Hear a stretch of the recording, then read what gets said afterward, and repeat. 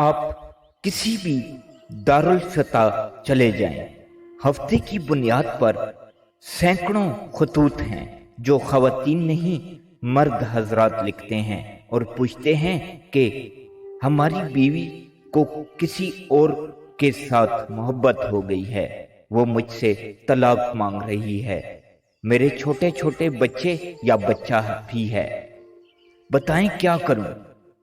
ایک دارالفتہ میں ایک خط آیا جس میں شوہر نے لکھا تھا کہ رات آنکھ کھلی تو میری بیوی بستر پر نہیں تھی، بیڈ روم سے باہر آیا تو صوفے پر لیٹی موبائل میں مصروف تھی، اب وہ مجھ سے طلاق مانگ رہی ہے اور ہمارا ایک بچہ بھی ہے۔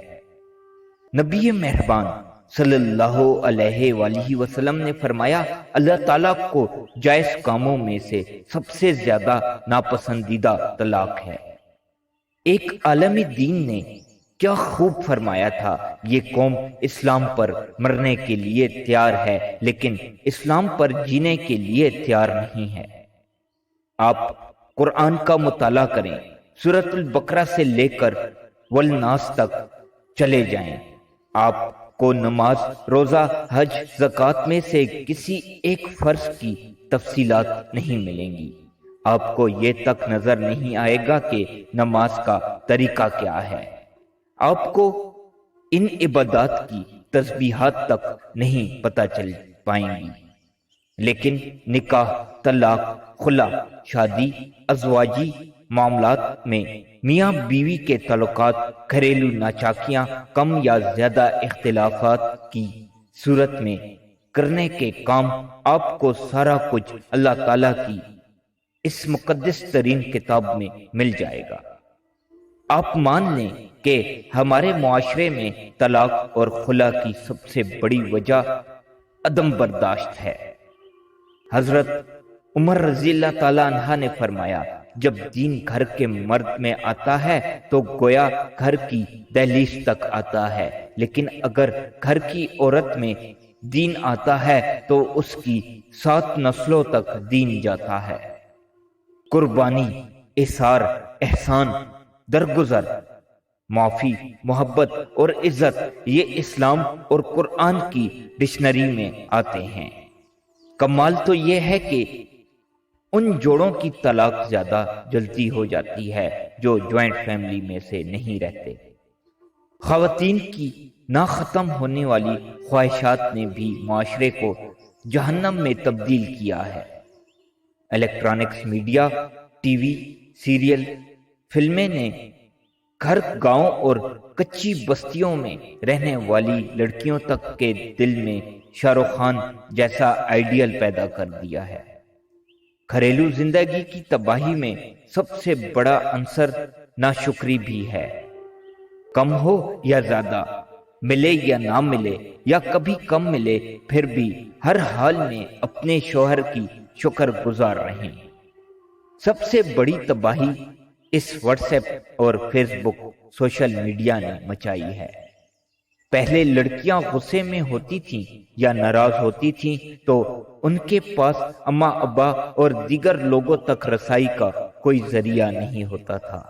شوہر شام میں گھر آتا، بیوی کا ہاتھ تھام کر محبت کے 4 جملے بولتا، کبھی آئس کریم کھلانے لے جاتا اور کبھی ٹہلنے کے بہانے کچھ دیر کا ساتھ مل جاتا، اور اس طرح دن بھر کا غصہ اور شکایات رفع ہو جاتی۔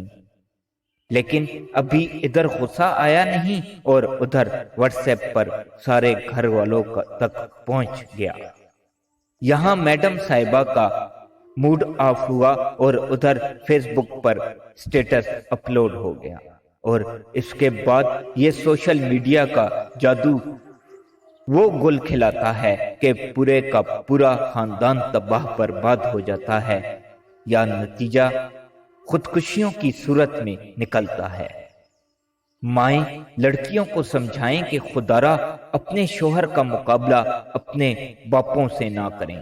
ہو سکتا ہے کہ آپ کا شوہر آپ کو وہ سب نہ دے سکے جو آپ کو باپ کے گھر میں میسر تھا، لیکن یاد رکھیں آپ کے والد کی زندگی کے 50-60 سال اس دشت کی स्याही में गुजर चुके हैं और आपके शोहर ने अभी इस दश्त में कदम रखा है। आपको सब मिलेगा और इंशाअल्लाह अपनी माँ से ज्यादा बेहतर मिलेगा।